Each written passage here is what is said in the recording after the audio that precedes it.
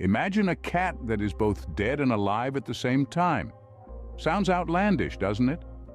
Yet this is the essence of a thought experiment conceived by Erwin Schrödinger in 1935, known as Schrödinger's cat. It serves as a fundamental illustration in the intricate world of quantum mechanics, a realm that's as fascinating as it is perplexing.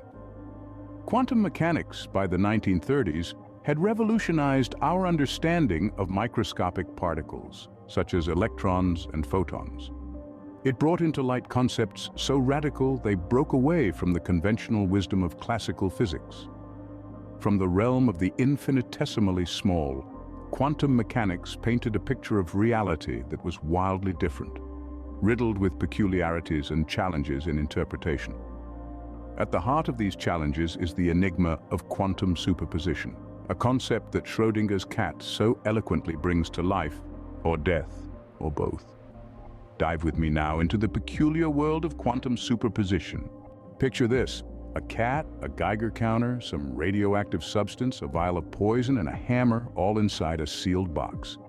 This isn't some macabre feline nightmare, but Erwin Schrödinger's famous thought experiment. In this setup, the Geiger counter is rigged to the hammer. If a radioactive atom decays, the Geiger counter detects it, triggering the hammer to smash the poison vial. The catch?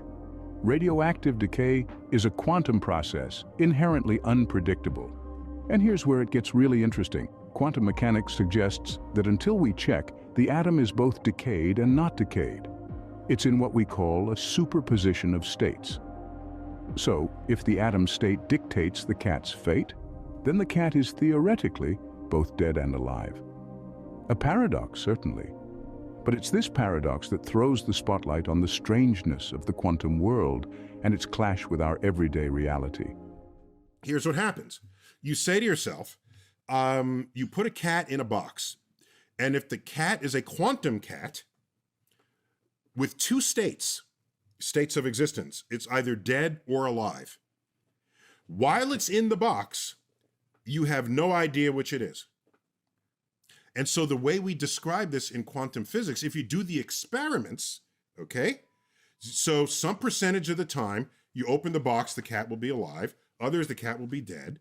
And so what we say is that the cat's existence is a superposition of being dead and being alive. And so, we are left with a cat that is both dead and alive. But what does this really mean? Is the cat truly both dead and alive? Let's delve deeper into the quantum world to find out. The Copenhagen interpretation, widely accepted in the early 20th century, introduced a radical concept: superposition.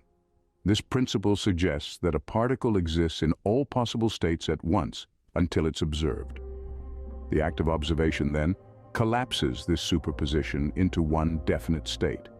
Taking this notion to Schrödinger's cat, the feline is both alive and dead simultaneously until we open the box to check.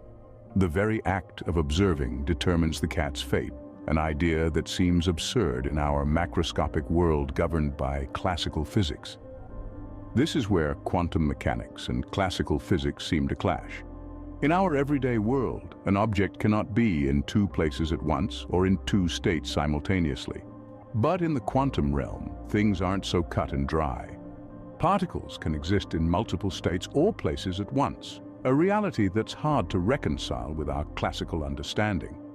In the quantum world, our role as observers becomes crucial. We don't just watch the action unfold, our observation influences the outcome. This brings to light the philosophical implications of quantum mechanics, questioning the very nature of reality. This question forms the crux of the Schrödinger's cat paradox, which has profound philosophical and scientific implications. It challenges our fundamental understanding of the universe and reality itself.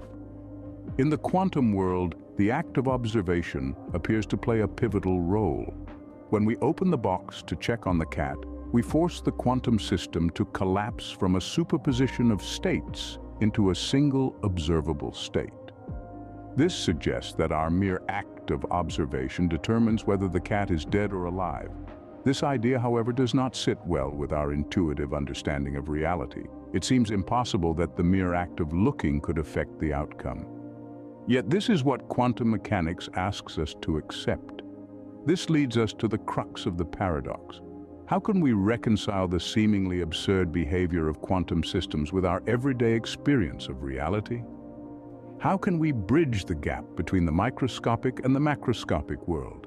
These questions continue to perplex scientists and philosophers alike.